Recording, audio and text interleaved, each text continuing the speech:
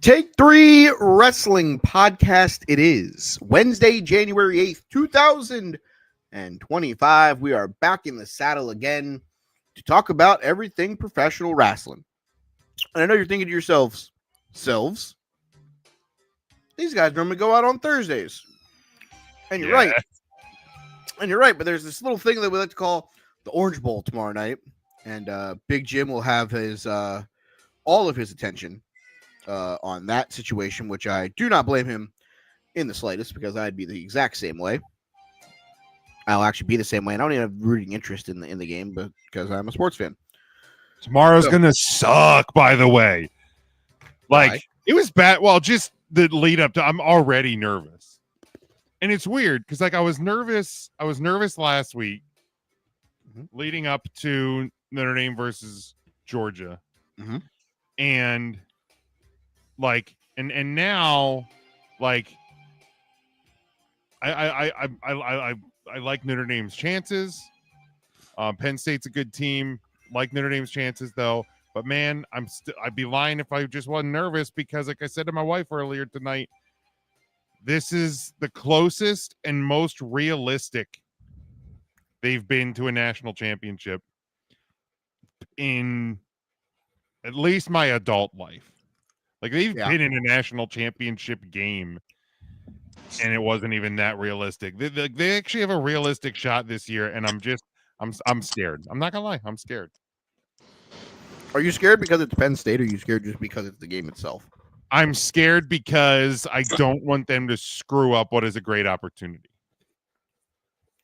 Like, that's what I'm afraid of. That, like, they're just gonna fuck it up. They're just gonna come out and shit their brains out and just fail, because I've seen Notre Dame fail so many times in my life that I'm still like, it's PTSD. Like, it is. And I don't make light of like people who deal with it from any sort of a like war standpoint, abuse standpoint, anxiety standpoint. Cause, like, I mean, I deal with it with a past trauma in my life, but like a sports PTSD, for lack of a better term, is real as well.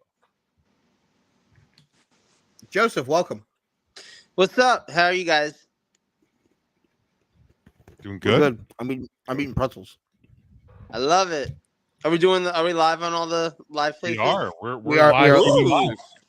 We're not on Facebook because Facebook's being a little bit of a bitch. Going live.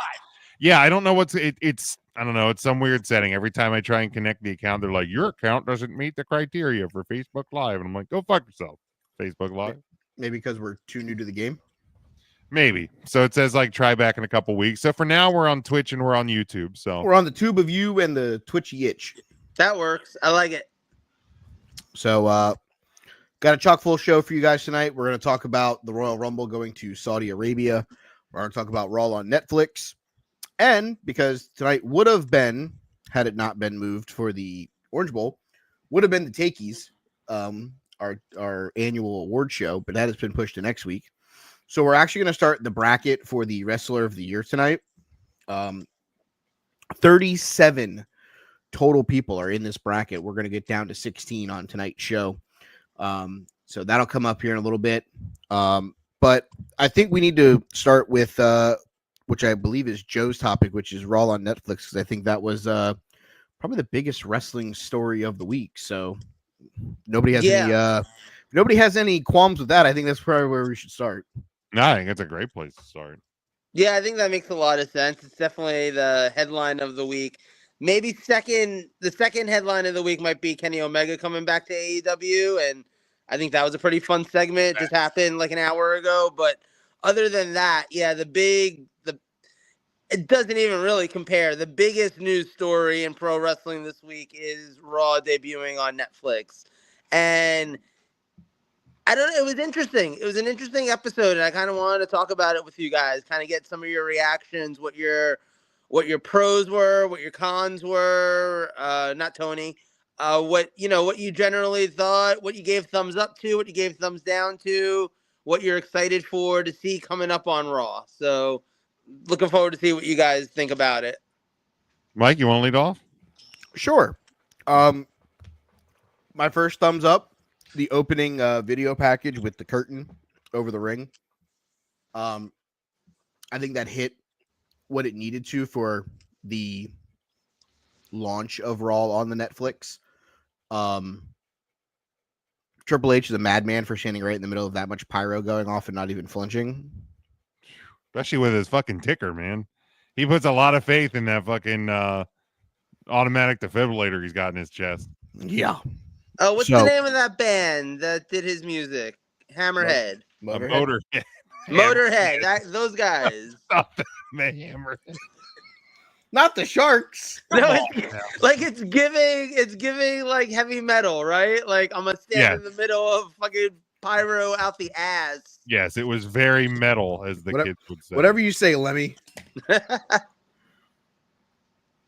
Yeah. I thought the intro to the show was fantastic. I know I saw like Jonathan Coachman be like, why do they need to start with that video? Why didn't they just bring The Rock out? I'm like, it's fucking cinema, baby. Like everybody, they've done videos to start WrestleManias, pay-per-views, dating back. Like I'm rewatching Royal Rumbles, and the fucking 1992 Royal Rumble started with a video. It ended with a video. They used to do the montages at the end of the show. Like, yep. So yeah, I thought it was perfect. Ex-employee Jonathan Coachman, who isn't happy about being let go, is saying something negative. Oh my God. That's breaking news, right? Like just Jonathan Coachman, sour old bitch. Yeah. However, are we going to survive? Right. But yeah, I thought it was a great. I thought it was a great intro. I thought, we've had a couple of instances in the Triple H era that have been kind of this. Boy, we are really closing the book on like the past and the Vince McMahon and all of that. And like this really felt like it. I mean, Triple H and Stephanie doing the welcome to WrestleManias. Like that was a big thing. Yeah, I thought this was a very big, like, we are not what we used to be. I thought it was a perfect way to start the show. I would love to know from somebody that was there if they paid attention enough to spot when Triple H actually came out and got behind the curtain, because that curtain was up when people started coming in the building. Like there's no way that dude was just hanging out in that ring for like 3 hours. No, there had to be something where the lights went out and he ran out there real quick. Like there's no way. Yeah, there was some sort of gimmick. I'd love to like that. That's always the big thing. Is like can you spot it? Because to WWE's credit, they do a great job at look over here, and then something happens over here. Oh yeah. But yeah, I would love to know that. They hit you with that Bella Magic. Darn right. That Bella Magic was magic on all the way, all magic. Nikki, welcome home. She even said it. She said there was a rocky road with WWE, but everything's good. See, what's not fair about pro wrestling as a homosexual wrestling fan? What's that? The fact that y'all get the Bella twins and we get the fucking, what were their names? The Harris twins. Yeah, that's true. You get the dicks. Yeah, like, and not in the good way. No, there's nothing good about that. You get the Bella twins. We get the headbangers. I'll tell you though, Bill Simmons, man. They tried him so hard. That dude's got more respect, from more strength than I'll ever hope to have. Yeah. I'm sitting there. It's so okay. That video with when they showed Nikki is a tale of two people. You see Bill Simmons, and then there's a guy behind her that's just like it was insane. Like if you just watch that clip, it's hilarious. Because in that little circle, there's so much going on. So, would you guys think of let's take it step by step a little bit. It wasn't that there wasn't that much that happened on the show. What'd you guys think of The Rock coming out at that point and all the stuff with him and Cody and all that? And what do you guys think of Solo versus Roman? Because I have two very different thoughts about both of those things. So I don't think a lot of people understood, like, because a lot of people expected The Rock to come out and be the final boss. Yeah. But in that opening segment, The Rock was Dwayne Johnson, TKO board member, coming out and doing the business thing because he acknowledged the Netflix people in the suite. He acknowledged the people around the world doing that. And that's where you acknowledge the world champion who's carried the belt for the last couple months. That is Dwayne Johnson, the businessman. Right. Mm-hmm. He's out kissing babies and shaking hands and all of that. And then, obviously then last night on NXT, we got The Rock, we got the final boss. So like I thought it was really interesting, and especially the fact, and I thought that the tell was that he gave the belt to his daughters, because if he holds the belt, he's the final boss. You give up the belt, you're Dwayne Johnson. So yeah, I thought it was a solid way to open. Do you think that kind of put an end to any potential of seeing The Rock at WrestleMania this year? No, I don't. Okay. I don't know. I'm mixed about it because I get it. Right. You needed. I get Dwayne Johnson, head essentially of the company that owns WWE, biggest star in the world. I know he's not the head of TKO, but he's on the board, at least on WWE, and he's a major figure there. He's, in a lot of ways, without all the negative stuff, he's almost like the new Vince McMahon. Like, more so than Triple H is, because he's the actual business side of it, where he's representing a lot on the board and all of that. Like, Triple H is the creative side, but I don't know if you get this sense. I get this sense, and I don't know if it's on purpose or if it's just if it's just me making it up in my head. But when The Rock is around, it feels like the boss is around. As when Triple H is around, it feels like Triple H is around. Like there's a difference. It feels like it feels like when Vince McMahon would show up is what The Rock feels like when he shows up now. That to me. And so I guess in a way, because he built up that final boss character, because he was doing the big bad boss bad guy that Mr. McMahon did so well for so long, I was expecting to see that. I was. And I get it. Like you said, he's coming out. He's Dwayne Johnson, WWE ambassador to the world. There's more eyes on this episode of Raw than possibly any other event in WWE history in a worldwide sense. Like, because I think there's people that might not have had access to WrestleManias or Peacock that had access to Netflix and Raw this past Monday in, different places across the planet. So I get it from that sense. But from a story sense and from a week-to-week storytelling perspective, I don't know. I didn't love it. You know what I mean? I didn't love that The Rock just kind of came out and schmoozed. Like, I almost feel like I get it. Like you said, I get it, but I didn't love it. Well, I mean, I think because he was also wearing rose-colored glasses, you have to take the rose-colored glasses off and understand Triple H got the opening. We are WWE, we are Netflix, et cetera, that they were going to send somebody out there. So Dwayne makes the most sense. Oh, yeah. I figured he'd go out for sure. So I think that's like, we almost have to take okay, this was Dwayne. This wasn't The Rock. And maybe that's something that they could have maybe coincide and changed, was instead of him coming out to the final boss music, he just comes out to the normal Rock music. And instead of announcing him as just The Rock, they announce him as Dwayne The Rock Johnson, executive of the TKO board or something like that. So you feel like you're getting the shaking hands and kissing babies, and you're not getting the final boss, and you're not getting bloodline rules, and you're not getting, the stuff we've kind of been used to over the last 6 months or so of when we see Dwayne. Maybe right, that was the disconnect there. Shout out to the fan on the camera side with the 1,863 days since Ohio State has beaten Michigan. Shout out to that guy, because fuck Ryan Day. That's right. Spray paint haired bitch. PHP. Yep. So definitely appreciated that one. As for the match, I think the match itself was fun.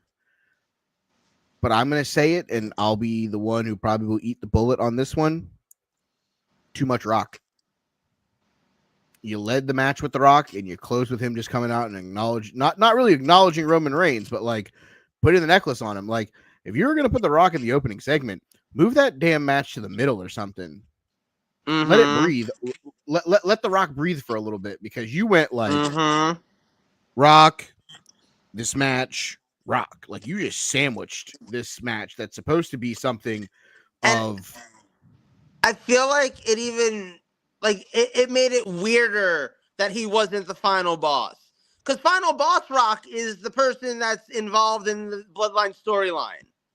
Final boss Rock is the one that is dealing with Roman and dealing with Solo and all of that. And in a way, him coming out and just doing his little bit at the end that was so unnecessary. It literally was kind of pointless. Like, yeah, he puts the Ula Fala on Roman. It almost feels like, okay, it almost, that thing where a TV show is not sure if it's going to come back next season. So the season finale kind of wraps things up. Yeah, just in case. Like, if the Bloodline storyline ends here, that was a wrap up. Like, nobody could ever say it didn't have a finale. It wasn't the grand climax I think we all expected in a lot of ways, but you can't say it didn't have a finale. Roman beats Solo. Roman's the tribal chief again. The Rock, who's the high chief. I need a diagram of like how these different titles work out. Like, I need to look at the checks and balances of all this. Like, I really need to know who's got what. But Rock comes out, puts Ua Nation over Roman's neck, and then that's it. Like, you can end the movie like that.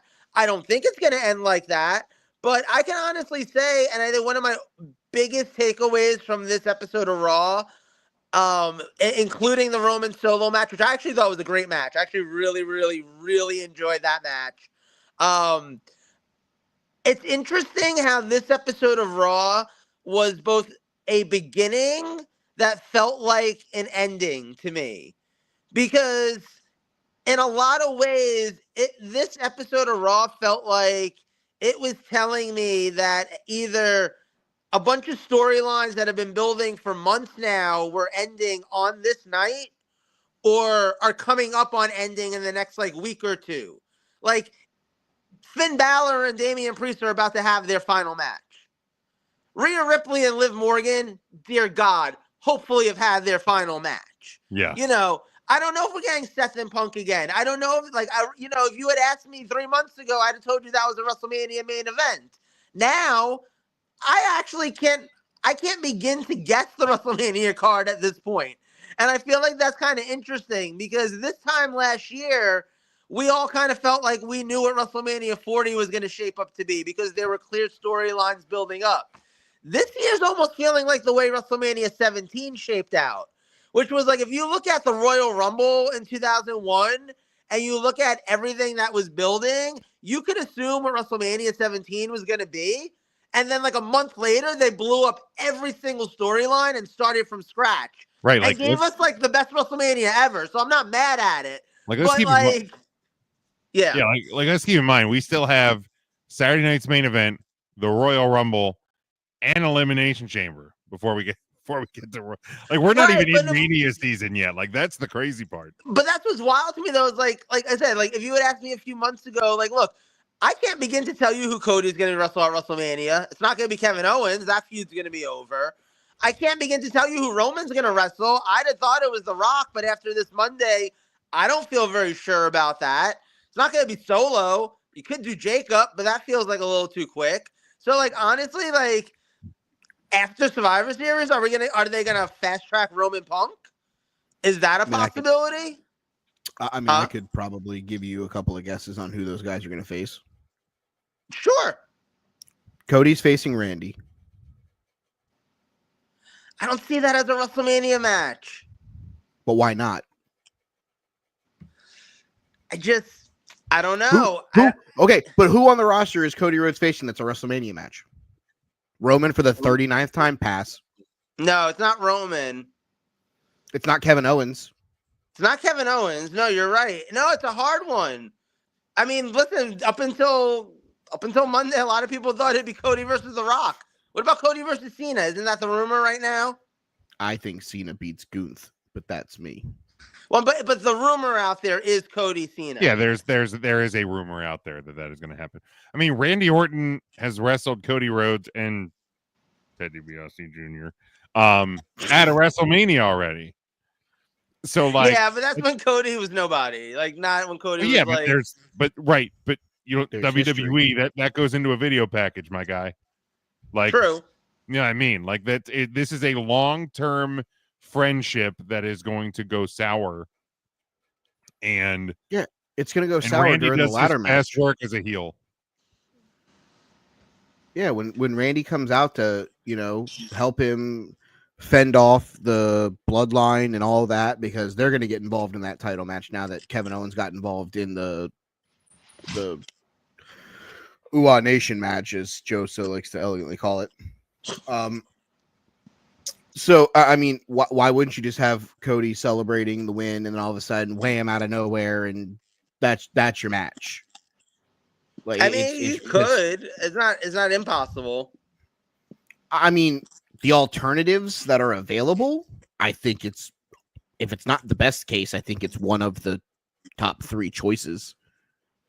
I got one off the beaten path that I don't know a lot of people have thought about. And it might even be a first-time match. Well, no, they probably wrestled at some point in like 2010. What if it's Drew challenging Cody for the title? Because the rumor is he's getting moved over to SmackDown.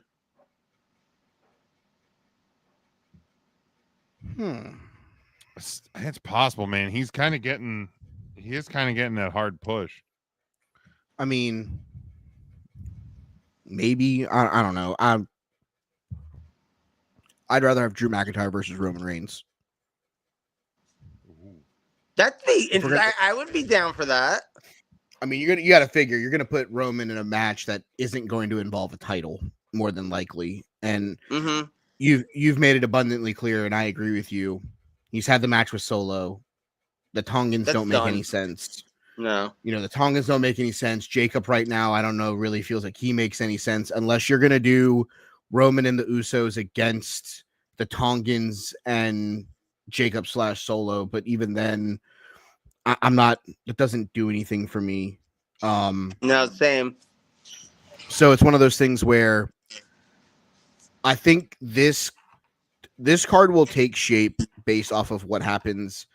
Like Jim said, it'll start at Saturday night's main event, and then it'll be what happens with the matches at the Rumble. Because if Cody wins and Randy kind of hits him with an RKO after, you can kind of almost pencil in Cody versus Randy as one of the matches. If Cena wins, you could see Cena versus Gunther. You could see Cena versus Cody. If Cena doesn't win and there's a mystery guy that wins the Rumble, looking at CM Punk, maybe John Cena wins the world title at the Elimination Chamber and we get Cena versus Punk at WrestleMania. See, here's what I think with John Cena is I think we're going to see Cena take a few losses in the early portion of this farewell tour, and it is going to be a 11th hour 17th title win. See, I could see it. But you want to know why? Because he specifically mentioned in the promo the number of days. The self-doubt. Like WWE, like here's the thing. If they weren't gonna key in on the losses before they have the redemption, before he gives his final bow, they could have just said, it's been a long time since we've seen John win the big one. Yep. But like WWE doesn't point out the total number of days unless they're with something, unless they're going to make it a thing. Yeah, 666 days for Gunther. Right. Like the whole Roman thing, like when they first started talking about, 987 days, we're like, the motherfucker's hitting 1,000. Like, it doesn't matter. Like when they started counting, I'm like, oh, we're hitting 1,000, baby. Just settle in for this one. Yeah. So yeah, like I think Cena, like I think he's gonna be in like the final 4. He might even be the last one eliminated. at the Rumble. We get the I was shot. thinking that too. We get Yeah, the like shot of last John one. going, that was my shot. And then he's going to be in the Elimination Chamber, and he's going to get to the end, and he's just going to catch a fucking cheap shot or get, knocked out or whatever. And fuck, this was my chance. And then he's, wins Money in the Bank, or, is that Money in the Bank? It's fucking yanked off the ladder, and God, here we go again. Like, I don't know how exactly we're going to get to him getting the title, but there are two things that sitting here on January 8th that I'm certain that we are going to get. We are going to get a series of losses for John Cena, but we are going to get win number 17. You're gonna hate me, especially you, Mike. You're gonna hate me for this one. I'm talking into the universe, and I'm so sorry. Nope, you're not going to WrestleMania. You can't talk shit into the universe. Nope, pass. I'm still talking it in. I'm sorry. Nope. I think John Cena takes L's until WrestleMania, where he gets his first win against the person who kind of like was the biggest L that he took during all this. It was the biggest like, yo, what the fuck? You can't even beat this guy moment. Cool. Austin Theory. I think they run it back and they give John the win. That guy doesn't even deserve to be on the show. We're talking about running it back with John 2 years later. I'm just saying. That doesn't work for me, brother. Pass. Look, Austin Theory had his moment with John Cena. I'd rather you tell me that John Cena was going to lose to Jacob Fatu or Solo Sikoa than face Austin Theory. Dude, John Cena Jacob Fatu match will be fire if that happens. This is in no way meant to disrespect the man that you want to tongue bathe his abs. You said abs or well, it all worked. He said abs. I said abs with a B. With a B. But no, there is not a fucking iceberg's chance in hell that Austin Theory is one of John Cena's farewell tour matches. Definitely not his WrestleMania farewell. Absolutely not. You've lost your mind. Absolutely not. This is the same company that had Kurt Angle's last match be with Baron Corbin. That was Vince McMahon. Perk Angle, who went and wrestled somewhere else for more years than he actually wrestled in WWE. I mean, nah, I'm good, fam. That's Vince McMahon embarrassing a guy on his way out. Yeah, like they've given the John Cena retirement tour. Yeah, he ain't wrestling Austin the Kid Leroy at no, absolutely not.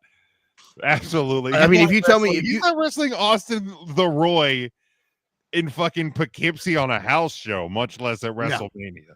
No, but I mean, if you're gonna tell me Cena's last WrestleMania match is Punk or Gunther or someone that he has history with, I'm okay with it. Like, but I will say this: he has history with Austin Theory.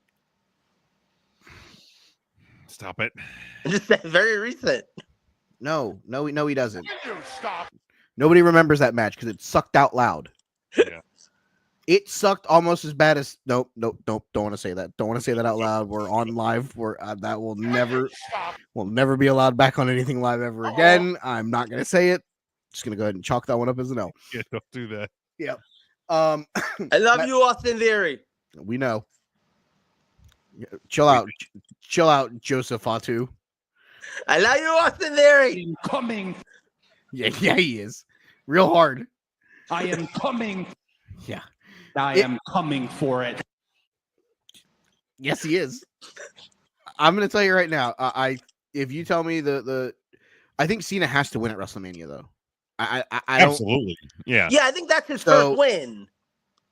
So if he eats a couple L's and he's on the fence, like if you're telling me even versus like a guy like Seth Rollins, the Authority, the old callback to the Authority versus Cena. Yeah.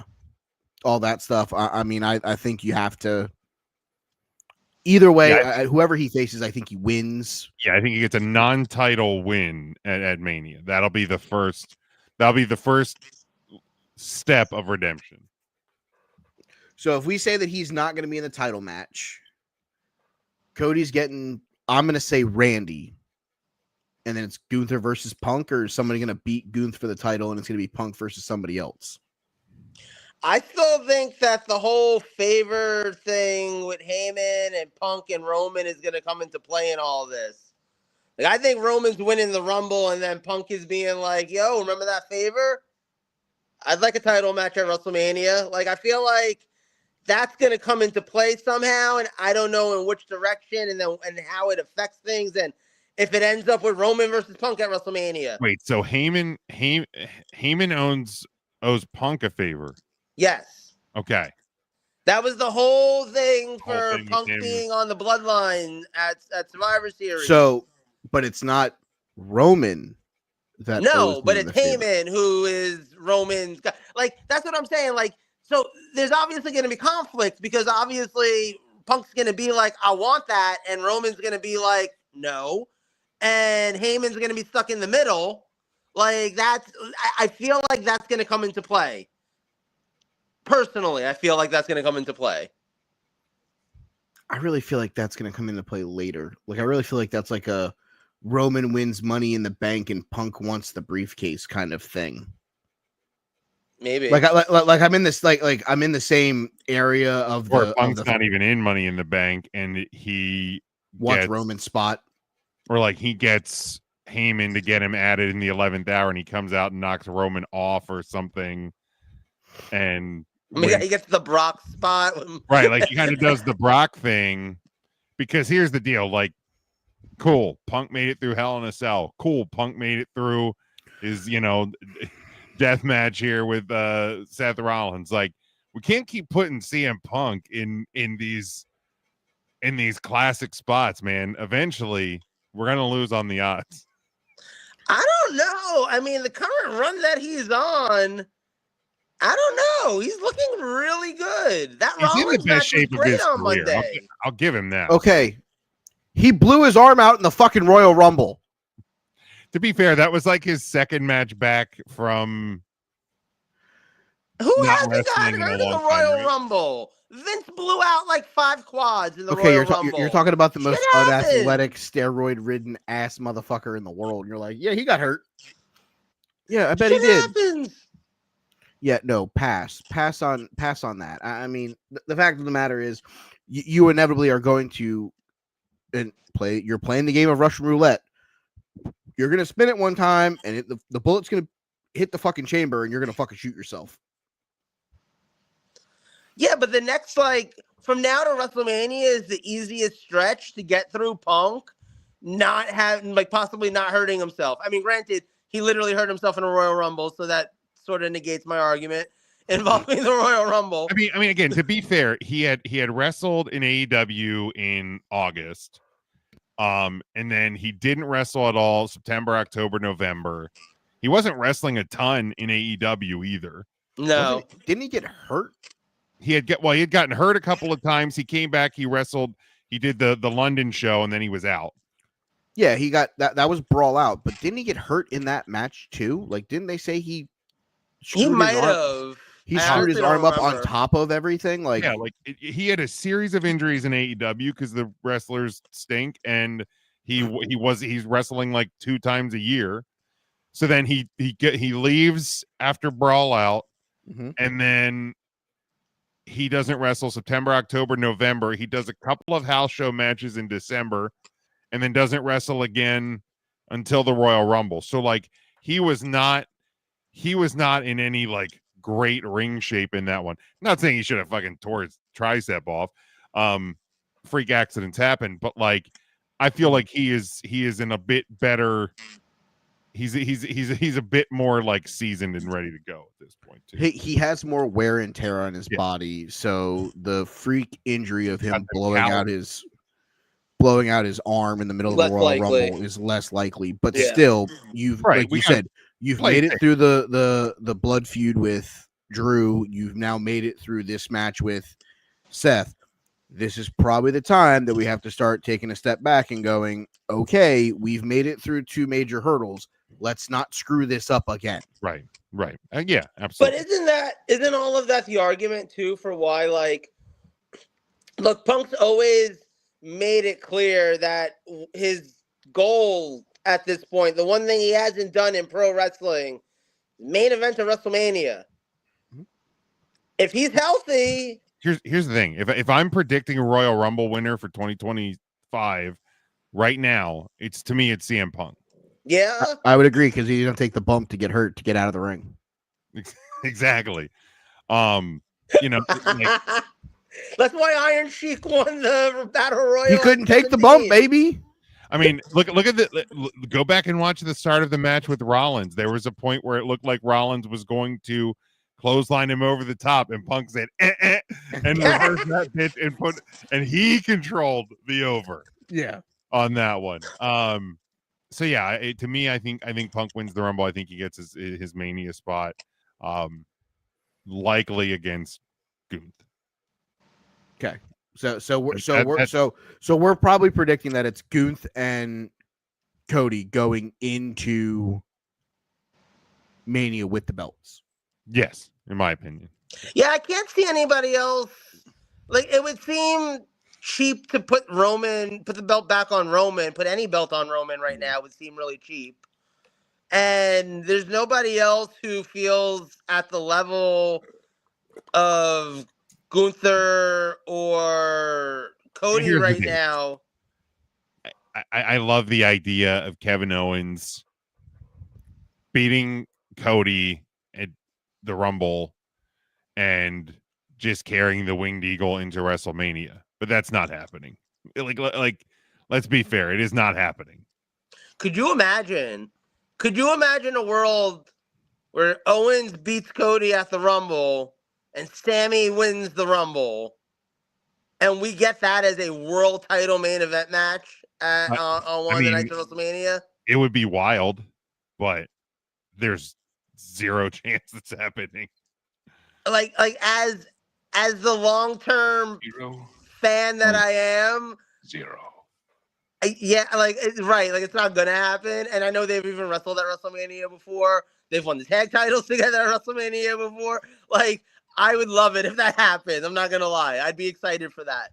I have a better shot of winning the Royal Rumble than Sami Zayn does.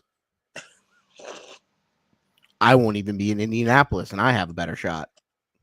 It's true. What'd you guys think of the Rhea Ripley, Liv Morgan match? I thought it was a good match. It was a good match. They work well together. Mm-hmm. They know how to use that small versus big. Yeah, they work demeanor really real well together. Now where does Rhea Ripley go from here is a whole nother question, because no one really showed up. You know, we were thinking maybe it was Becky, maybe this was Charlotte, maybe this was someone else. I think those are Rumble returns, probably. Yeah, I don't know that you needed I think any Charlotte's of coming those back Monday. So we're saying that Rhea will not defend the title at Royal Rumble. Probably not. You know what I think her match at Rumble is? Raquel? Dom. Well, also too, don't forget, isn't the Rumble usually like a 4-match card? Something and like two of them that, on the Rumble? Yeah, so you have the two of them, and you have Cody versus KO. Cody versus Kevin. You probably need to have a women's match on this show. But I mean, you can do Tiffany, Nia. Yeah, so the 2024 Royal Rumble was the Women's Rumble match, the Undisputed Universal Championship Fatal 4-Way, a singles match for the U.S. title, and the Men's Rumble. Yeah. So I think you get away with not having Rhea on this. Like, Rumble matches are an hour each. Mm-hmm. I can't wait for them to go to 2 nights. You're gonna put but it's going to happen. You're gonna put the Austin Theory rumor in there. I'm gonna put the fucking 2-night Rumble fucking out there. Fuck it. I mean, here's the thing. I think that 3 of the 4 big 4s will be 2 nights before. Like, it's only a matter of time. Like, let's be fair.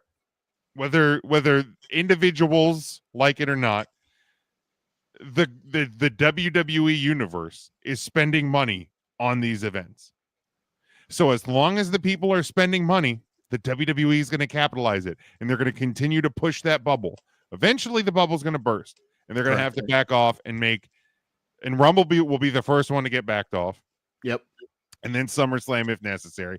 I think Mania is always going to remain 2, because that's the Super Bowl.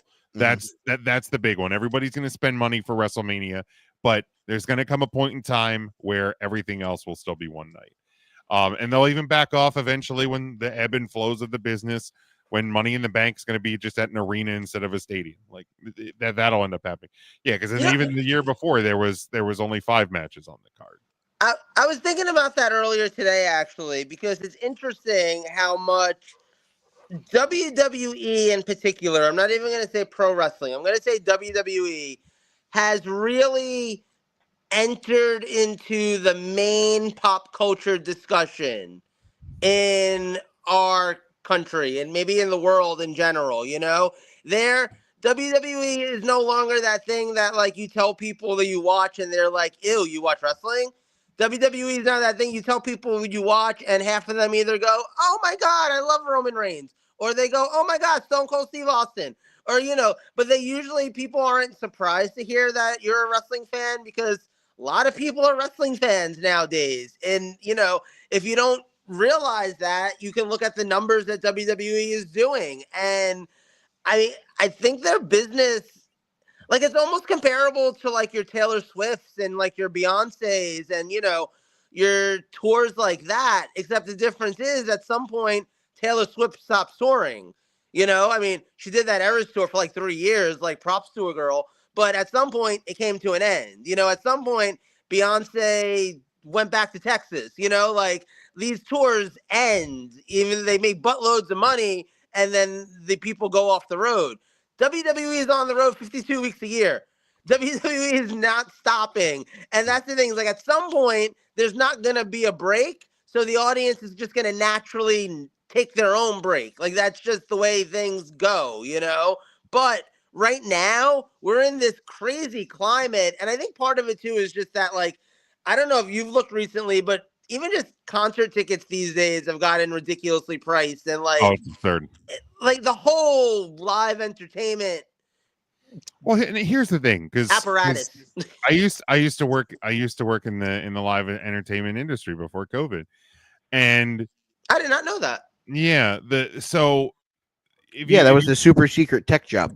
Yeah, like so if you think about it, like I had a conversation with my aunt one time. Is the year Katy Perry played the Super Bowl, the halftime show, and like I thought it was I thought it was a fantastic performance, this and that, and like my aunt, who's probably not been to a concert, really besides like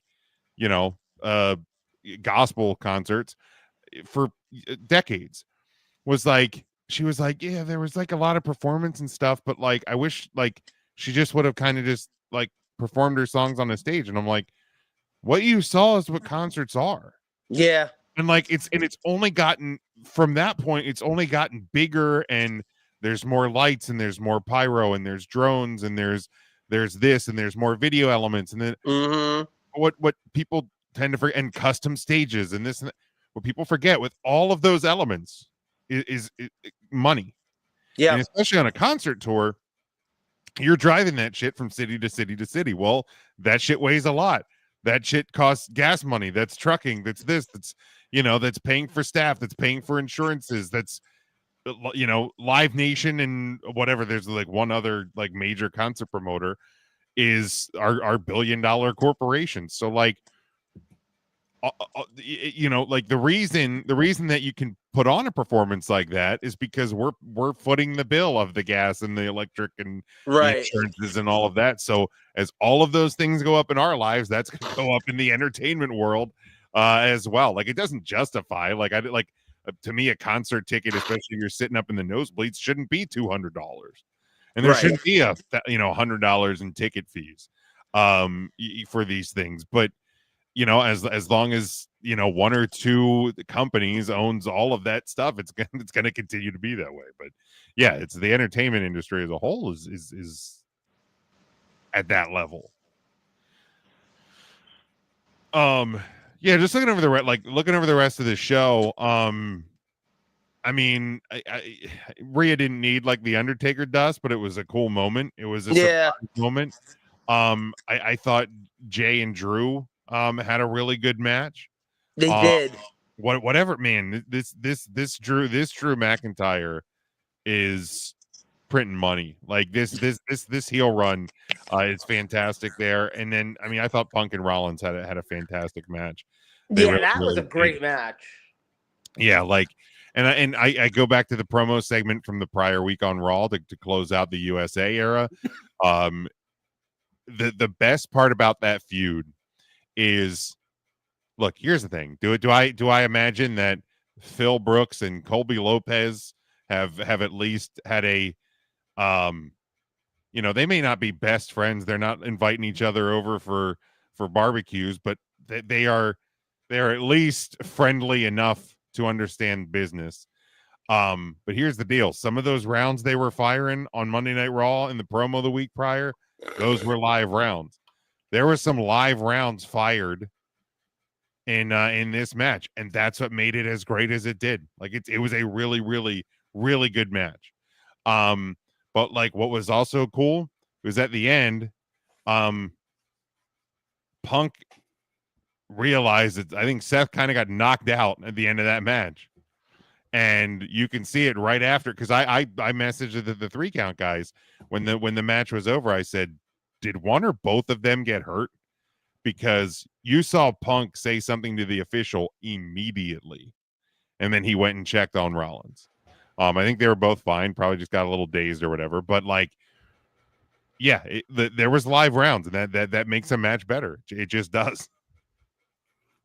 So I'm on Ticketmaster right now, and I'd just like to say, fuck Ticketmaster. Yeah. Because, first off, I can't get an aisle seat, even though there's a shit ton of aisle seats, because you got to order 2 tickets to get an aisle seat. Oh, dude, that is the most infuriating thing in the entire world, that you must buy 2 tickets thing. So they can fuck all the way off, because I was looking at WrestleMania tickets just now. And also, for section, where was it? Just so I can give you a generalization here. Section 104, row 26, seat number 7 is what I was looking at. Okay, $1,600 for both nights, $800 a night. Fuck up. So okay, fine. But then you got to add the $416 in service fees, the $16 in the facility fee, the $5 in the ordering fee, and the Las Vegas entertainment tax on the ticket of a whopping $145. Turns that $1,600 into $2,183.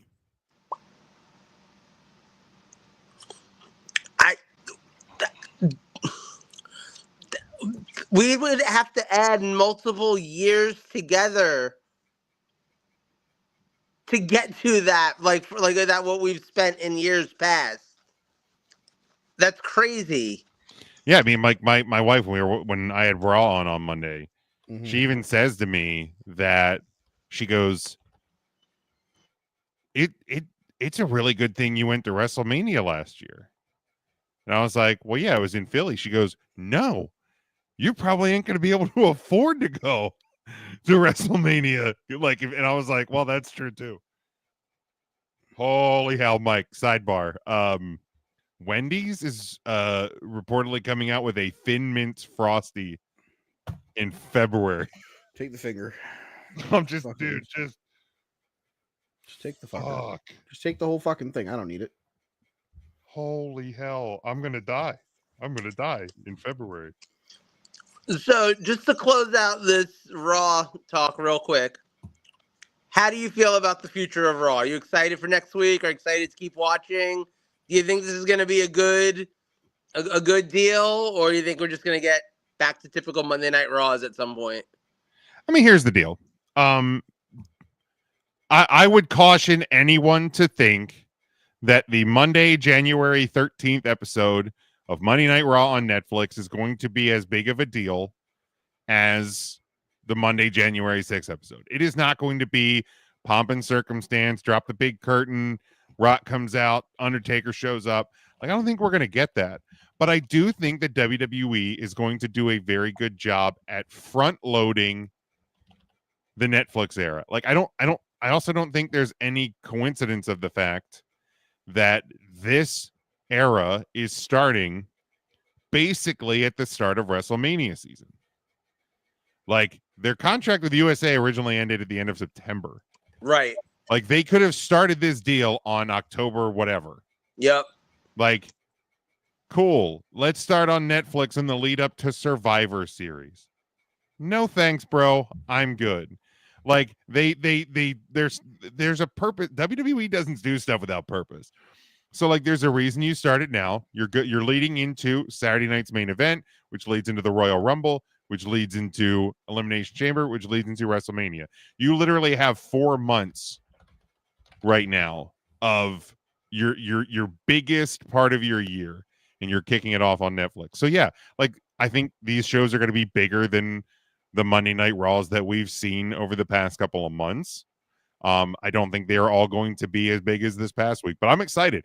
It was the first time that I have sat down and really dedicated my focus to watching Raw. I was live tweeting. Did you know that like a Blue Sky tweet is a skeet? I did know that. I learned that today. I'm so surprised that Joe knew that. But like, so I was tweeting and skeeting all throughout my Monday. I was skeeting right next to my wife, by the way. You know She didn't even seem to mind.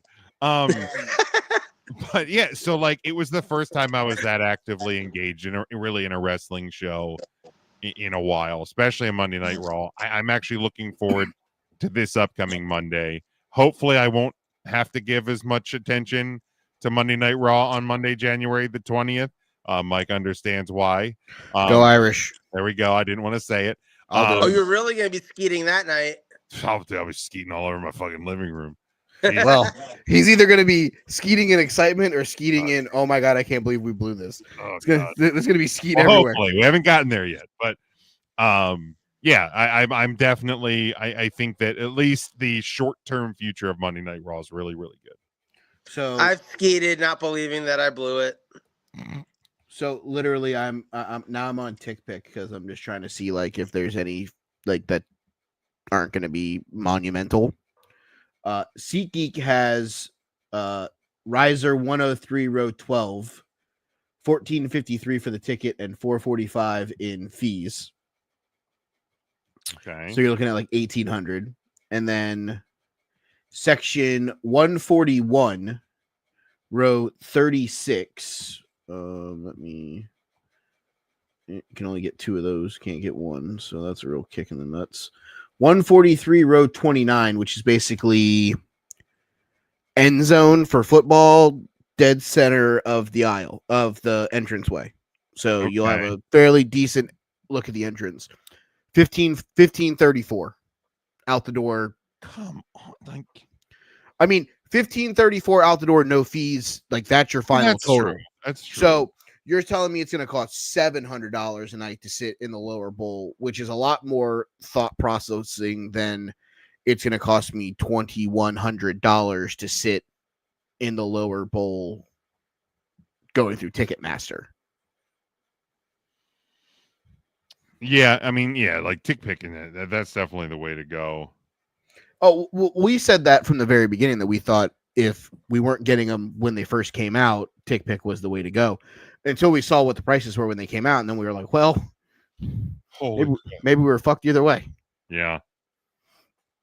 So, as for Raw moving forward, like obviously I think right now leading into the Royal Rumble, it's going to be big. I think we're going to figure out where they really stand February, June, July, when we're out of the road to WrestleMania.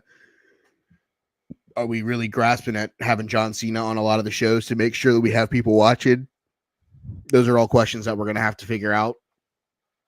But the good thing is we got time to figure those out right now. Episode 1 success is kind of the way that I look at it. Yeah, I agree with you on that. All right, cool. What's next? I'll touch on mine real quick. It really doesn't. Jim. Sorry, Your wife's not even next to you. I was thinking about that skeeting thing again. He was thinking about Nikki Bella again. Yeah, I can look, but I can't touch. No, the WWE announced this week that because we are talking about Royal Rumble season as well, that the 39th Royal Rumble will be held in January of 2026 in Riyadh, Saudi Arabia. First time the Royal Rumble will be hosted outside of North America. Yeah, we can just kind of give a little bit of our thoughts on it. Kind of my immediate thought was this was only a matter of time. It was only a matter of time. And Royal Rumble always felt like the most likely candidate. Because you can't do a show called Survivor Series in Saudi Arabia. You can't do Survivor Series. I mean, hold on, you can. We put the Elimination Chamber there, so I mean, yeah, that's true. That's true. I don't know that you could put war games in in Saudi Arabia, but you could do Survivor Series. SummerSlam, I believe, would be Winter Slam over there, right? Is it? I'm okay with that. Let's make it Festive Slam. And then I don't think we ever do a Mania. So like, if they wanted a big four and they're paying for it, Rumble was the most likely candidate. Them getting a Rumble makes me think they're gonna get a Mania. I'm not even gonna lie at this point. And it's certainly possible. But if they get a Mania before like London or one of those other big cities that have been wanting it for so long, if I was London, I would just be like, nope, don't want you anymore. Yeah, but the difference is between London and Saudi Arabia is Saudi Arabia is literally going to hand them like a butt ton of money. But then if I'm London, I'm not going to even offer them $1 to come over for a WrestleMania ever. Be like, no. Because I've offered you boatloads of clean money that isn't blood diamond money that you've, killed people for, and you keep telling me that you don't want to take them out of North America. And then you'd put one with Alia G Akbar Stadium. No, pass. I think if you're in the WrestleMania business, I think putting a WrestleMania in Saudi Arabia is bad business. Put the rest of the shows there, do whatever you want, fine. But I think if you're the WrestleMania business, putting one there is bad business. Here's my biggest fear about the Royal Rumble being in Saudi, okay? 1 p.m. start time? No, I love that. I love that. I can't stay awake past 8. You can't stay awake past 2:30. Let's be real. Right there. My biggest fear is most of the shows that take place in Saudi, you can tell that at least half the crowd is just there because they were either told they had to be there or because they don't get the chance to go to things like that all the time. So why wouldn't you go if you have the chance? You can tell that there's a large number of the crowd that doesn't know half the current wrestlers, that aren't into or don't know half the current storylines or feuds.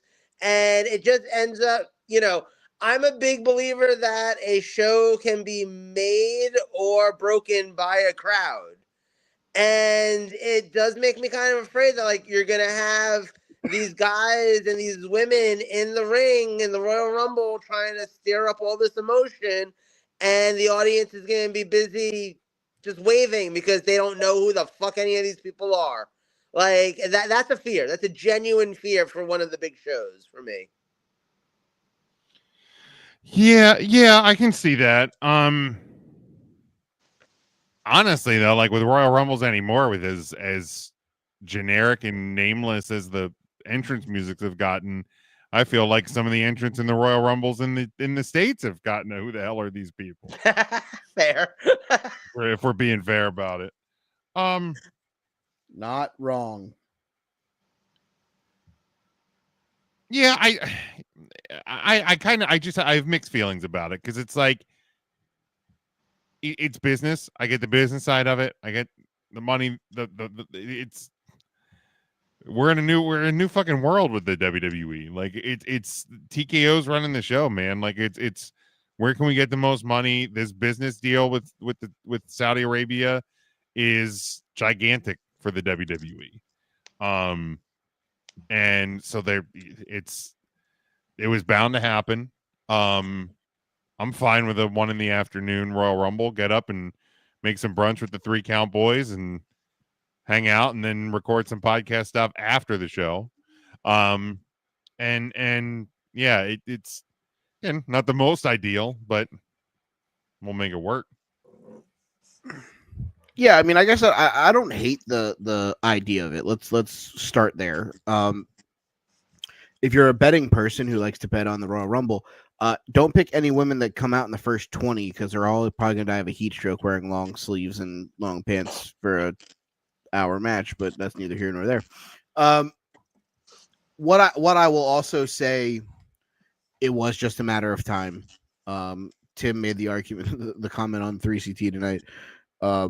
It seems like they finally got their login to Netflix or to Peacock and noticed that, oh, these shows that they've been giving us aren't the biggest shows that they have. Now we want one of them.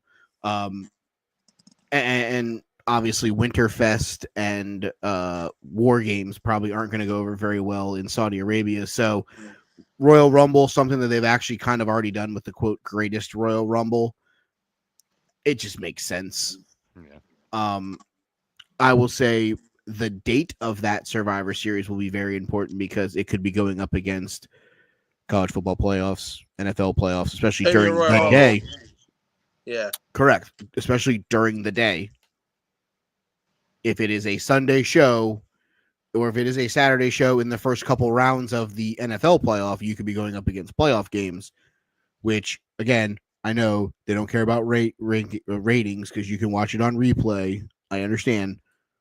But going up against football is something that you don't really necessarily want to do if you can avoid it. So my guess is that it would likely be the weekend of the Pro Bowl or the weekend of conference championships, because conference championships are both on Sunday. That's if you do the Rumble on Saturday. Which they probably will. They probably will. I'd imagine they would do it on a because they'll do SmackDown on Friday, they'll do the Rumble, and then they'll probably do Raw on Monday as well from there. Yeah. You know who's guaranteed to be in the Royal Rumble match, right? Oh God. Titus O'Neil. Yes. Yes. Mansoor. He works for a different company. Yeah, they'll bring him back for one. There's money to be made there. Justice for Mansoor. No, but Titus O'Neil, 100% is going to come out at some point. Get him in there, baby. The Gobbledygooker will also probably be in that match. Yokozuna might make an appearance. Yokozuna's ghost. I heard they wanted potentially Chris Benoit. There was a point where they I think they wanted the Ultimate Warrior for the first one. I'm not surprised. Can we get Glenn Jacobs, but as fake Razor? No, Isaac Yankem. No, he's gonna come out as cocaine. Fucking cocaine. You know who won't be there? Game. God. But yeah, that I just wanted to touch on that. It was a news story from the week, so we can go on to your topic. So, wait, real question though. Do they count like we count in Saudi Arabia? Like are the numbers like 1, 2, 3, or do they have their own like is the countdown gonna sound weird every time someone's coming out? Yes. It will probably sound different. I know like the German audience was counting in German for like 1, 2, 3. And just remember, when it's going to be an interesting Rumble, because every time they hit 1, you got to watch out for exploding sheep.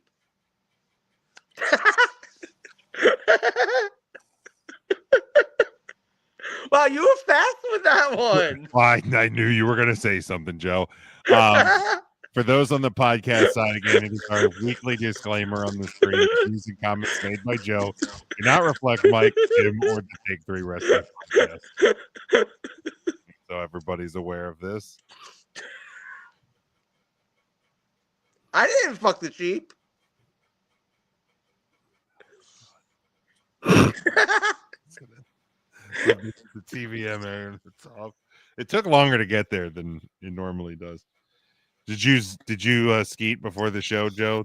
I did a little bit. A little more standard. That makes sense. He made it an hour before. I've been working on lasting longer, so I've been coping. Jesus. That was good. That was good. I'll give you that one. That one On was good. this day. Good. That was good. Yeah, I'll give you that one. Oh, I don't have that on the fucking board. That's amazing. I'll give you this one, even though it's him. Go fuck yourself. There you go. That's where the skeet comes from. Mike, we'll go to your topic.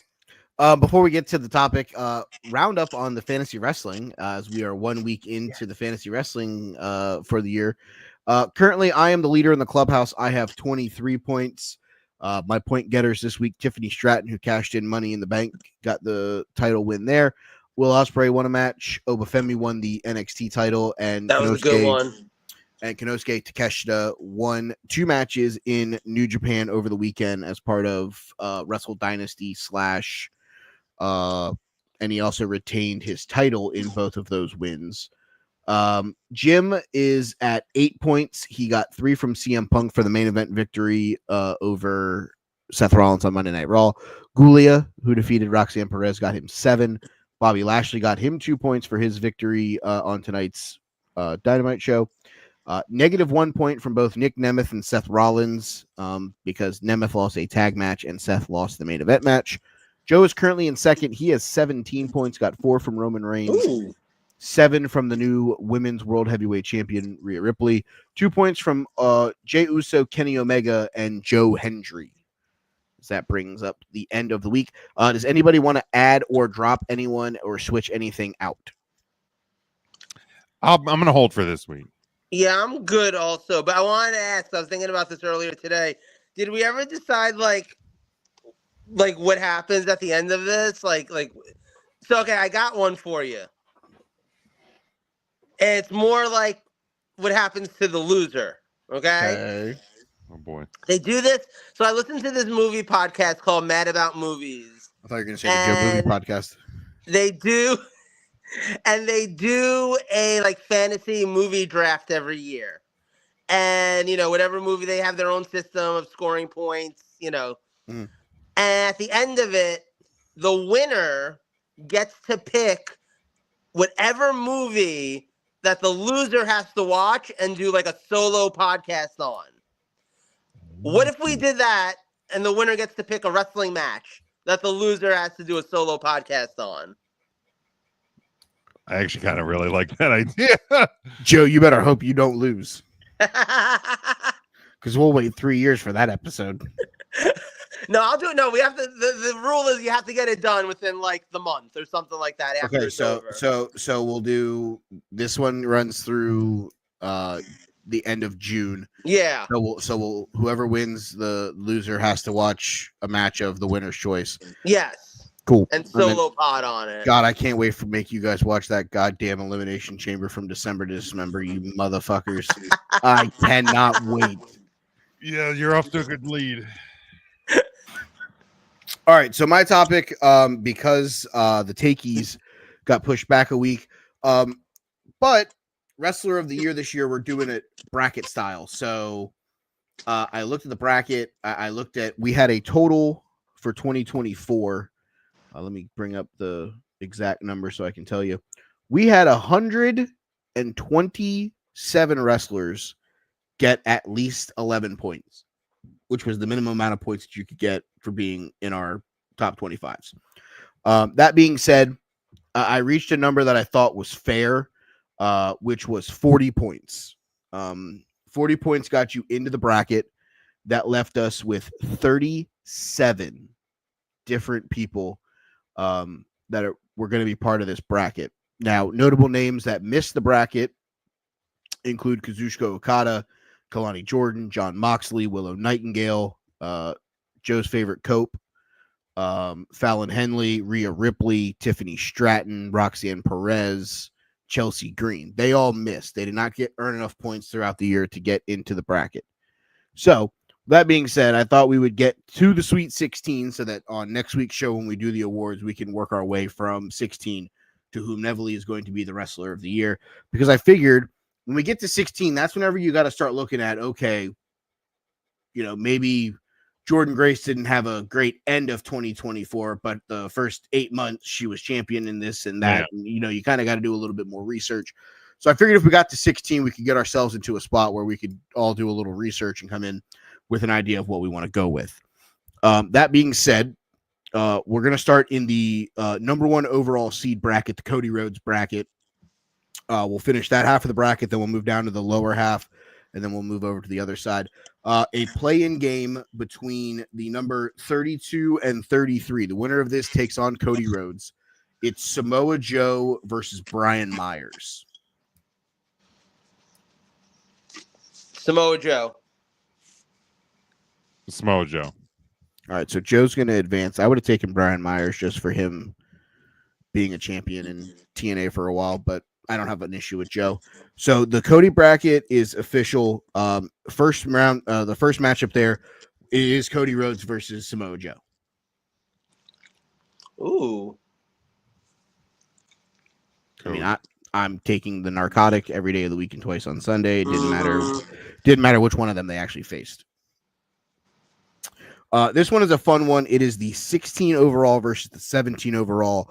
The now former women's champion Liv Morgan taking on the former senior Money in the Bank, Damian Priest. Ooh. They both had good years. They did. There's some of these matchups are going to be real good. This one stands out. There's one on the Jordan Grace side of the bracket that I also think could be a lot of fun, depending on who advances through some things. So I'm going to move Rambo out of the way. I'm going to vote for Liv for 2 reasons. Number 1, I think she became a bigger star than Damian Priest did, subjectively speaking. She's one of the top women in the company right now. Like one of the top 5 women in the company right now, Liv is there.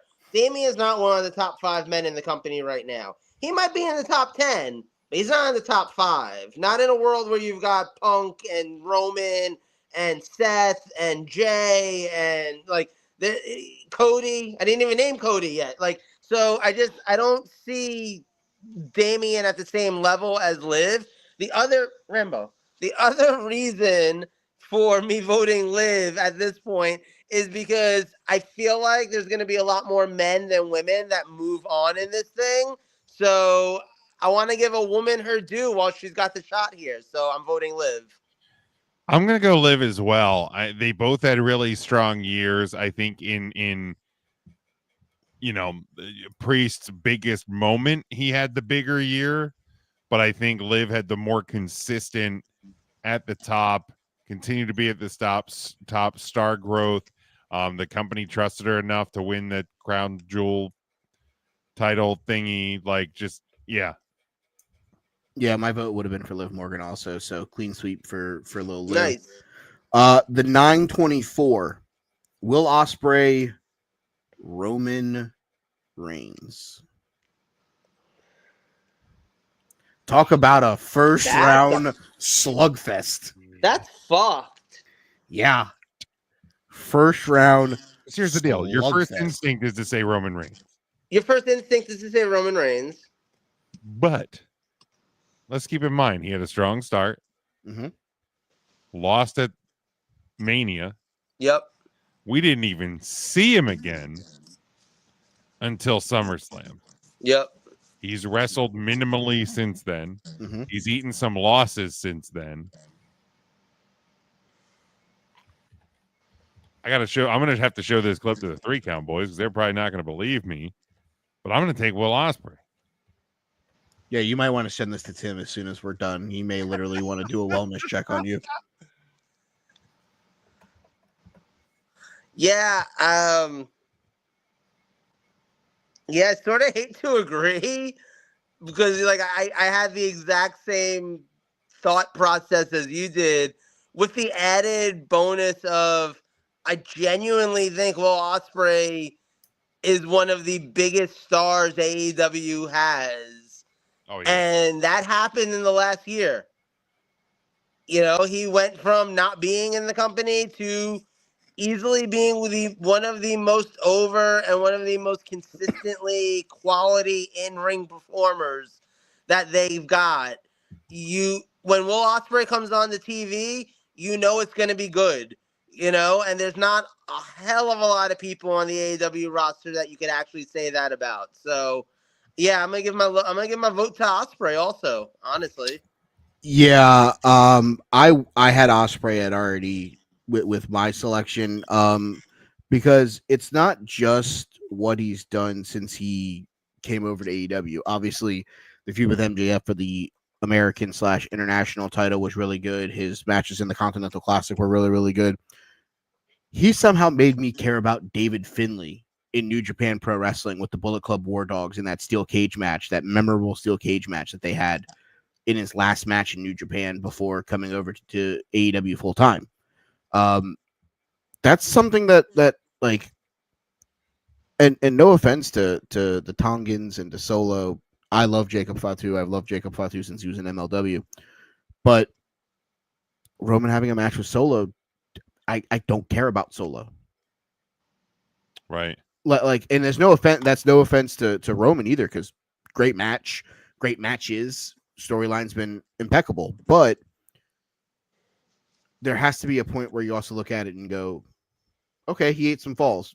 Well, Will also lost some falls. He lost the cage match to David Finlay. He lost the global heavyweight title match to Finlay and Mox. He lost matches to MJF where he lost the title back to him.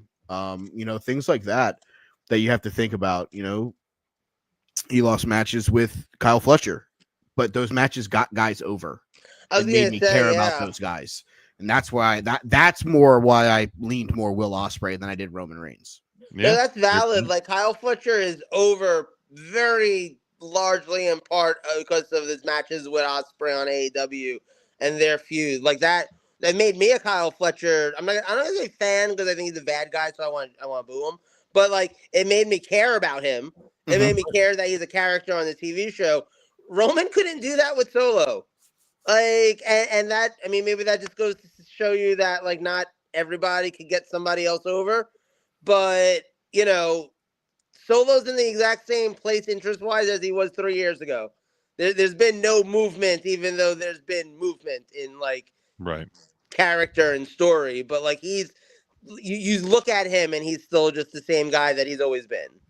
All right, and then last but not least in this portion of the bracket, the 8 seed, the Ring General, the WWE heavyweight champion Gunther, takes on Darby Allin.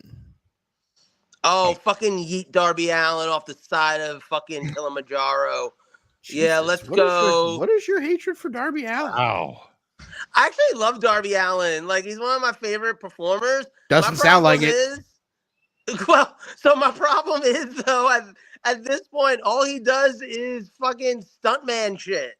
Like, that's just the Darby Allin thing at this point. He's not, I don't know. Like, remember when it seemed like, and I guess he's still going to be the one to end up, like, at least being the next one after Edge to fight Jon Moxley for the belt and, all that.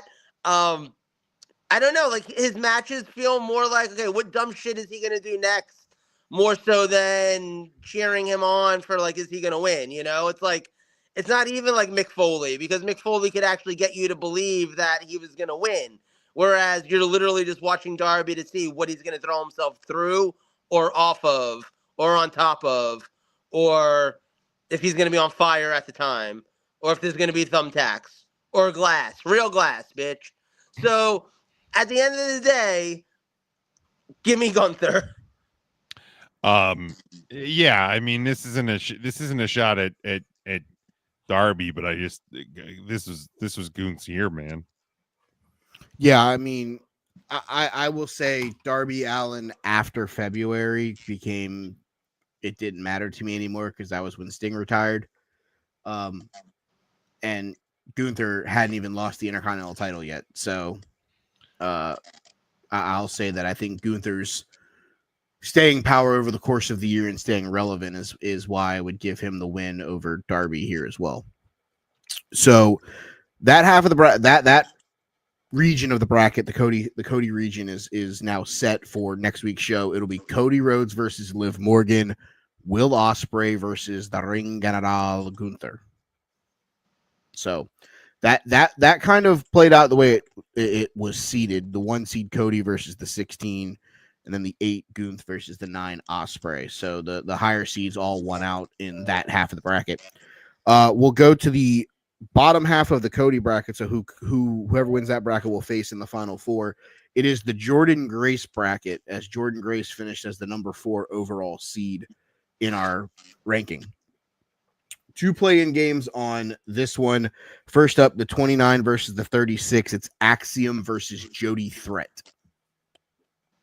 The fuck is Jody Threat? Jesus, Joe. She is currently one half of the Impact Knockouts Tag Team Champions with her tag team partner, who is going to be in the other play-in piece of this bracket, which we'll get to in a moment. I love that for her. Axiom. Yeah, I feel like Axiom's kind of bounced the titles in and out of their possession enough times, and they just kind of linger at the top of that card. So I'll go Axiom. All right, so Axiom advances. The other play-in, the 28 versus the 37. The 37 is Danny Luna, Jody Threat's tag partner. She's taking on Mercedes Moné. Oh, fuck me. Yeah, you're welcome. Get wrecked. I don't want to vote for Mercedes. I don't even know the other bitch. She's probably a really nice person, Joe. Do you two guys, like, if you two guys can come to a consensus on this one, go ahead. I mean, I will vote Mercedes in that. I mean, I don't know how you don't vote her. I mean, she won like every title match that she was in this year. Like, you may not like what she does in ring, but you at least have to give enough respect to the person who has like 37 titles. She's trying to pull off the fucking Draggy 8 belt right now. Yeah, but she's like paint drying 13th reason. I mean, not wrong, but also she's doing something right to keep getting all these titles from all these companies. All right, so the 4 versus the 29. It's Jordynne Grace versus Axiom. Jordynne Grace. Jordynne Grace. All right, so Jordan moves on. I was also going to take Jordynne Grace. See, this is my favorite first round matchup. Tim will have a coronary whenever I say this out loud, so just be ready for it. The number 13 seed Bianca Belair takes on the number 20 seed, Sting. Oh shit! This is a real fun first round matchup. I mean, look, Sting had probably one of the best retirements in wrestling history, and then he showed up at like one other thing. Like, it's Bianca Belair. See, I'm taking Sting. That's fine. I think Sting's one thing in winning the tag titles in AEW was more than Bianca getting lost in the Jade Cargill shuffle. Fair. So I'll let Joe break this tie.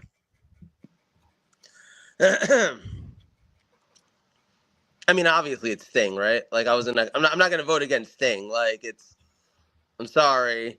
I mean, you'll probably vote against Sting at some point, but not with Bianca Belair as not with Bianca Belair. Like, right? Like, look, she did have a successful year. I'm not going to say she didn't. She was like women's tag team champion for half of it. So, like, go Bianca. But honestly, even compared to other years of Bianca's career, Bianca didn't have like the best year. And it's the last time Sting's going to get to be in this thing, so fuck it. Fuck it. All right, the 12 seed Trick Williams takes on the 21 seed Tommaso Ciampa. Whoop that trick. Whoop that trick. Yeah, both have had some pretty good years, but yeah, this was a huge year for Trick. Yeah, definitely want to give Ciampa their flowers for, winning the tag titles at WrestleMania, then winning the titles at the back end of the year with the heel turn. But yeah, I agree. This is the whoop that trick era. And last but certainly not least on this part of the bracket, Oba Femi, the 5 seed, takes on Mercedes Moné. Fuck. I'm taking Oba Femi. His match at WrestleMania was fantastic. He was the North American champion for a while. Yeah, I'm taking Femi. Mercedes gets go away heat from me. So yeah, definitely Oba. I probably would have still gone Mercedes. But this one was really close. All right, so that wraps up that half of the bracket. On next week's show, Jordan Grace versus Sting, Trick Williams versus Oba Femi. One of those feels like a real match you could have seen in TNA like 10 years ago. One of them was a real match that you actually could have watched on NXT on CW yesterday. Oh. All right, other half of the bracket, the right side, the 2 seed overall was Nick Nemeth, so this is the Nick Nemeth bracket. One play-in matchup here, Sami Zayn versus Eddie Edwards. Sammy. Yeah, that's what I was thinking. That win at Mania trumps. He had the best match of the weekend. Yeah, I'd agree with that. So the 2 seed is Nick Nemeth. He takes on the now 31 seed Sami Zayn. I'd still go Sammy. I'm taking. I still Nemeth. think that moment's a little bit bigger. Nemeth was the TNA champion basically all of 2024. Yeah, man, and didn't he? Won Yeah, but that and a Metro card will get you on the train. Yeah, and Sami Zayn, after beating Gunther, had a unmemorable Intercontinental title run that he lost to Braun Breaker that no one cared about. Then he ended up back in the Bloodline feud and like that nobody really like. Wait, and Nemeth also won something in New Japan, didn't he? Yeah, he was the strong open weight, I think. Hold on, let me look. Yeah, world titles mean something. IWGP Global Champion for 71 days in 2024. He was also the AAA Mega Champion for 112 days. TNA for a minute. It's Nick Nemeth. He's been the TNA champion for 173 days. Yeah, it's Nemeth. It's Nemeth. I'll better show that clip to the 3 count guys. They won't believe me on that one. I mean, it's nothing against Sammy, but it's like, yeah, the match, the moment gets you. Yeah, when I'm evaluating the year. Yeah, it gets you into the dance, but like it's the reason I didn't vote Sting. Correct.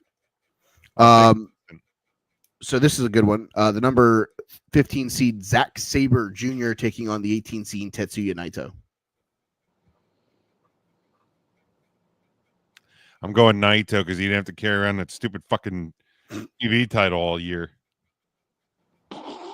I'm going to take Zack Sabre Jr. because he won the G1 and then won the title by cashing in his G1 before Wrestle Kingdom. Yeah, I was thinking Zack for similar reasons. So yeah, he was the world television champion. He held it for an entire year, lost it at the Tokyo Dome show, and then won it back and held it for another 21 days during the reign. This one should be fun. The 10 seed is Mariah May. She's taking on the 23 seed Bayley. Ooh. Mariah May. Yeah, I love Miss Pam, but dude, the feud with Timeless Tony, yeah, I love Mariah's year. All right, and last part of this bracket, Speedball Mike Bailey taking on the 7 seed Swerve. Swerve. Hell yeah, Swerve. All right, so that bracket, Nemeth versus Zack Sabre Jr., Mariah May versus Swerve Strickland. So that's going to be a lot of fun to talk about. Be fun. And then finally, the number 3 overall seed, the Braun Breaker bracket. It's got a play-in game between the number 30 Nathan Fraser and the number 35 Gabe Kidd.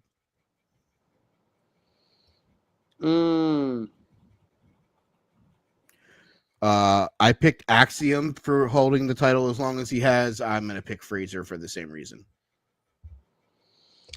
Fair. Yeah. I'll do the same. Nothing against Gabe Kidd. I think he started his, like, I don't remember when he won the strong title from Eddie Kingston, but like if he has as good of a year as he did on the back half of the year, oh wow, I was wrong. He won the title in May. Well, but honestly though, if Gabe Kidd's year is at all indicated by the praise he's getting out of this Omega match that just happened, he's about to have a big year in 2025. Yeah, I agree. All right, the 3 seed is Braun Breaker. He's taking on Nathan Fraser. Braun. Yeah. Got Yeah, that dog in him. That makes sense. This one should be fun. The number 14, Jade Cargill versus the number 19, All Ego Ethan Page. Oh. I'm going to tell you straight up, I'm taking Ethan Page. He's better on the microphone. He was the NXT champion for a little while. He had good matches while he was there, and he made storylines believable. Yeah, I feel like, was he no longer in NXT? No, he is. He's still there. Oh, God. Yeah, I feel like he also, too, like, he came in and could have honestly been nothing and gone nowhere fast, kind of like how he did in AEW and TNA. And instead, he went in and he became the star that a lot of us who have watched him since his days in the indie scene really thought he could be. And he did it on a bigger stage than he ever had an opportunity to before. So, like, props to him for that. I think Jade Cargill's had a good run. I don't think it's been the run that a lot of people thought she was going to have coming in, but I think it's been good. But I think Ethan Page has like blown expectations out of the water, so I'm going to go for him too. Yeah, I mean, here's the deal. Like him coming over felt like a star had arrived from AEW. Yep. It's Ethan Page. All right. Then we have the number 11 seed, Tony D'Angelo, taking on Johnny Gargano. Gabago. Yeah, man, dude. Like, again, Gargano's had a couple of tag wins, but Tony Gabagool has felt like he has just been a huge star from pretty much start to finish in NXT. All right. So Tony D moves on. And honestly, I'm going to preface this for myself. The toughest first round matchup is the last one. It's the number 6 seed Bryan Danielson versus the number 27 seed main event Jey Uso. Fudge. Yeah. This one's real hard. So, okay. I'll let you go. So, my gut said Jay. And then I stopped. And I thought about two things that are going to get Bryan my vote. Number one, okay, three things. Number one, he won the AEW World title. Number two, in theory, this is probably the last year we'll ever see him wrestle, at least on a full-time basis, if not period. So just like the Sting thought, where I was like, hey, last chance where I get to put him in here, I'm going to give Bryan that nod because, I mean, he's probably my favorite wrestler of all time next to Shawn Michaels. So I'm going to give Bryan that nod. And the third reason is because, goddamn, that Jey Uso, Jimmy Uso match at WrestleMania stunk to high heaven. I can't ignore that one, man. My God. I mean, I know that at the end of the day, I love Bryan as much as Joe does, but if there is a single person who rose from as bad of a match as that match was, Make me break this fucking tie. I am, because as bad as that match was at WrestleMania, they could have scrapped the entire main event Jey Uso run. And instead, they doubled and tripled and quadrupled down on it.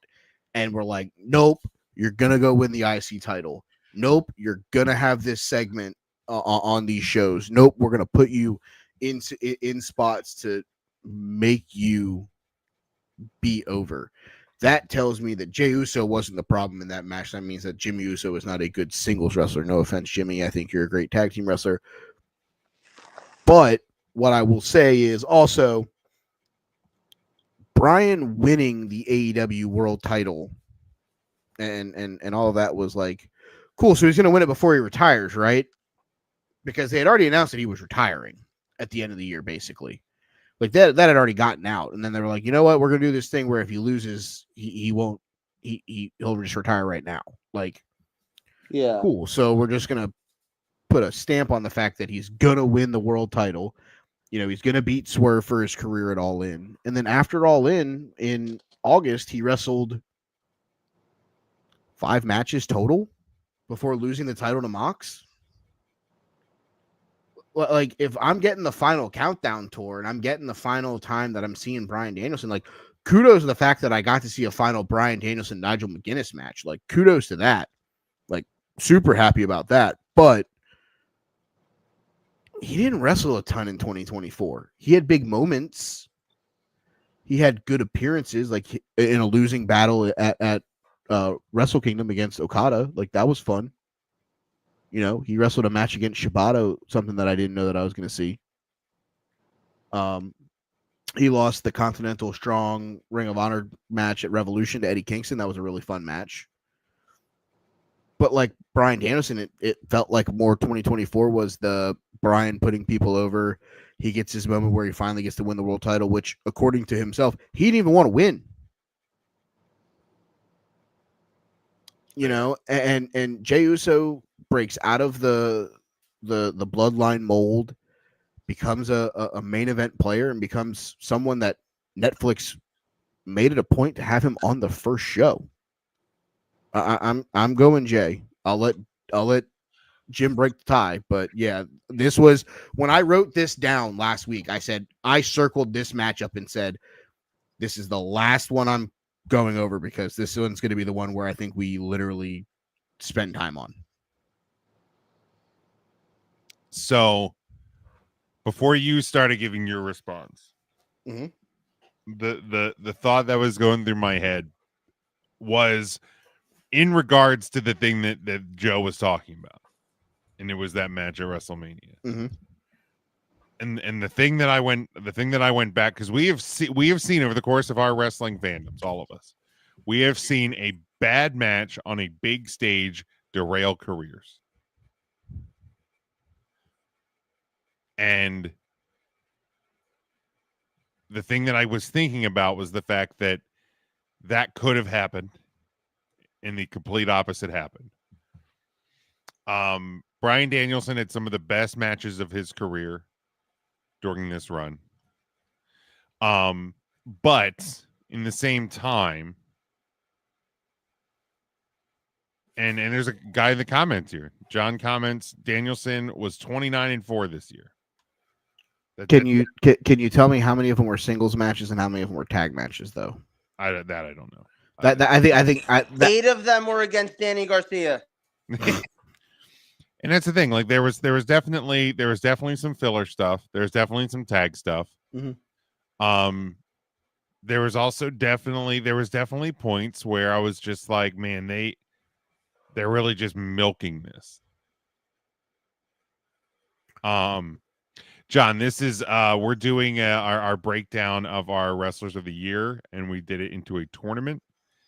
So this is Jey Uso's 2024 versus Daniel Bryan's 2024, or Bryan Danielson, excuse me. Correct. And as much as the crowning achievement of, you know, Bryan Danielson's AEW run was him finally getting the title, at the end of the day, it feels like, especially because after he won it, it was just like, okay, so it's just the journey of to him losing it. And then it became more about this Jon Moxley stuff. This is as tight of a needle as I can throw. But the thing that I was going back to was in regards to that match that we were sitting there in Lincoln Financial Field going, well, this ain't good. This is not good. Shivering through. Like it is too cold to be watching this. I might have gone inside. You did. And Jey Uso found a way to break from that, to go out on his own, to really kind of invent himself into himself. He has since come back into the bloodline fold a little bit, but he's still main event Jey Uso. And he proved that. I know it doesn't count for this, but like even in the first Raw of 2025.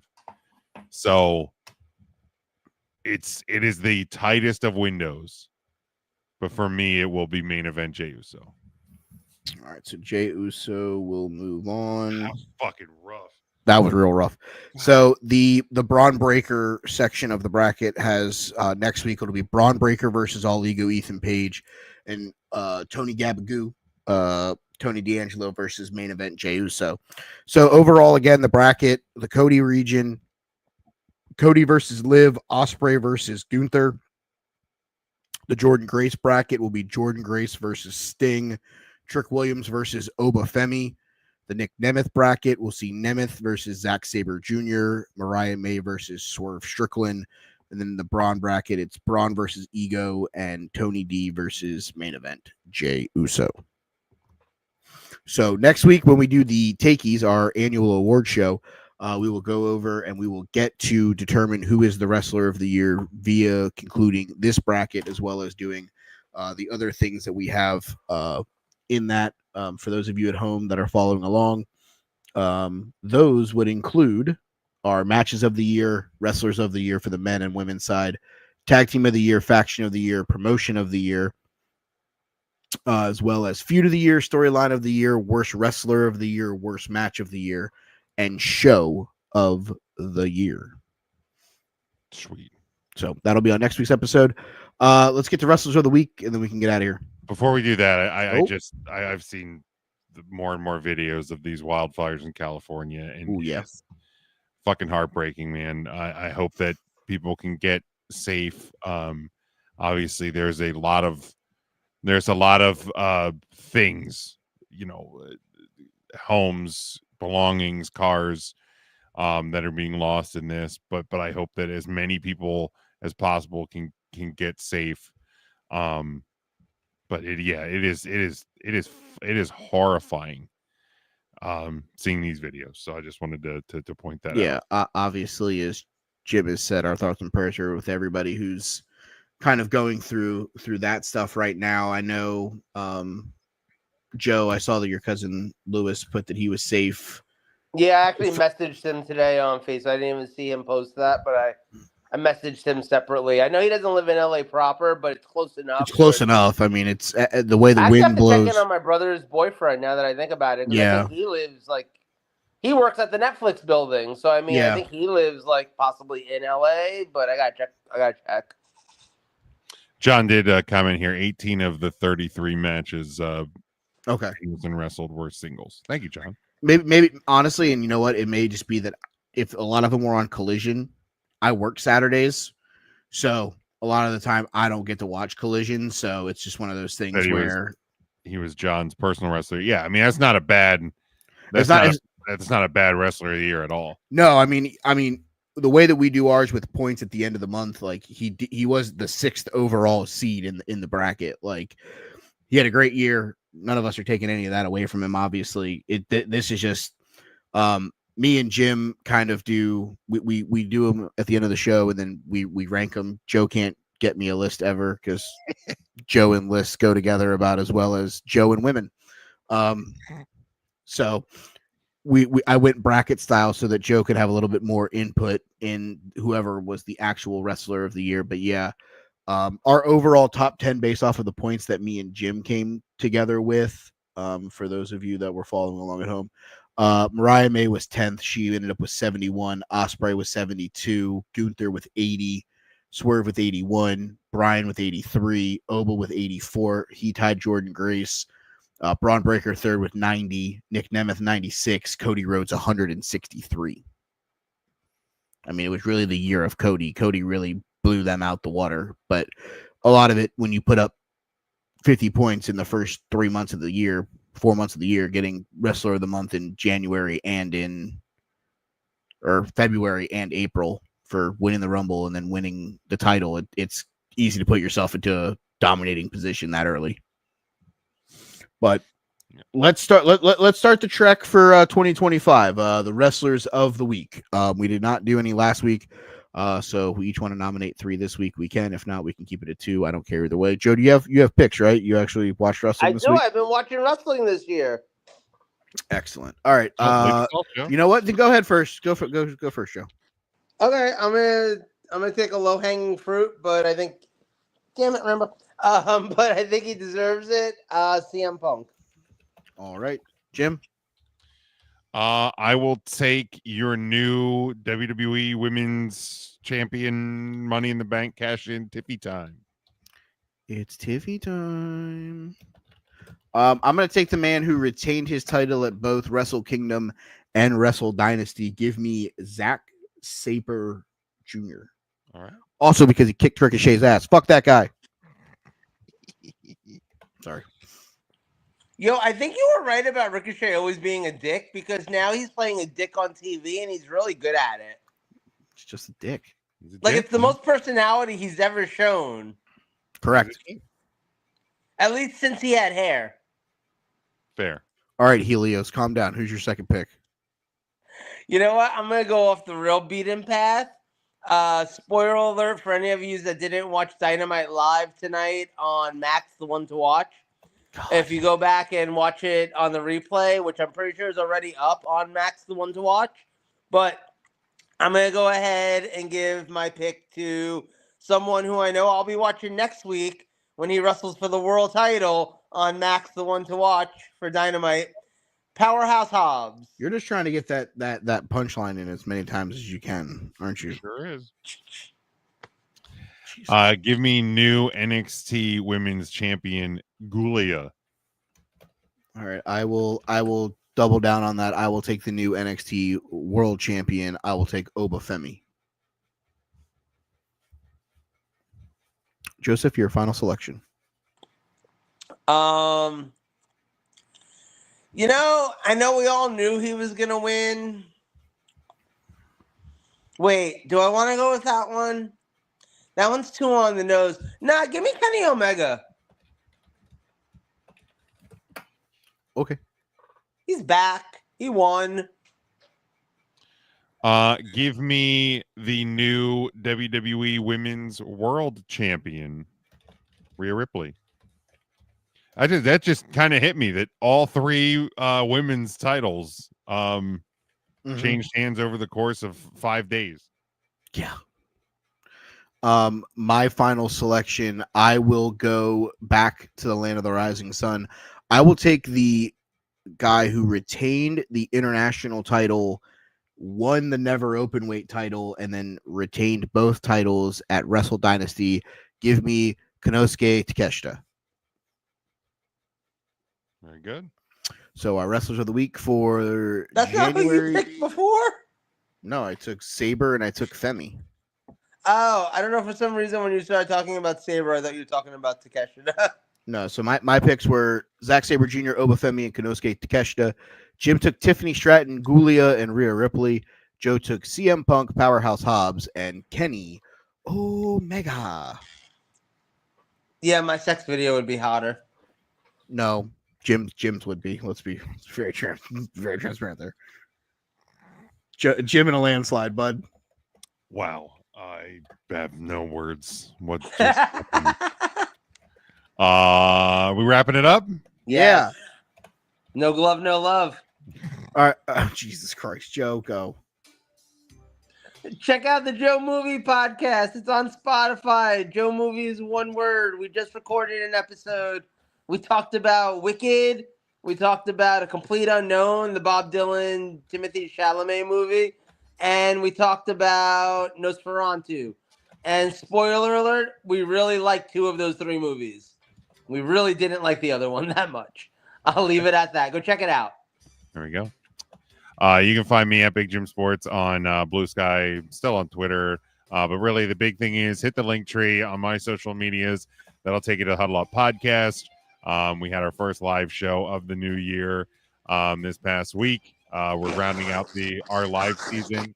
And then 3 Count Thursday, 3CT. We were live here on Wednesday tonight because of the football game tomorrow. But a great Tuesday show. We'll be back to our Thursday night lives next week. You can follow me at They Call Me Bird. You can follow the show on Twitter at Take3 Wrestling. You can also follow us over on the Facebook, which will hopefully be on in the next couple weeks for the live shows. You can listen to me talk about South Florida baseball, sunny days, and double plays. You can also listen to me and my wife talk about all things family, 24 hours to burn. Our first episode is a Pixar movie draft. I enjoyed it, by the way. Oh, thanks, bud. It was a lot of fun to do that one. It took Carol a round or two to get what we were doing. I think she left some meat on the bones there for me to take. She did. In the third and fourth round. But yeah, all in all, real fun. Can't wait to do another episode. We're probably going to record one tomorrow before the Notre Dame Penn State game. So as always, guys, we appreciate you hanging out with us. We appreciate you trying this journey of live with us as Joe tries to not get us thrown off of every major thing before we get started. Can Rambo be the official mascot of the show? Yeah, sure. Yay! All right, that was just way too easy to make him Rambo, happy. you made it. So for Rambo, Joe, Jim, I am Mike. We will see you right here next week on the Take 3 Wrestling Podcast.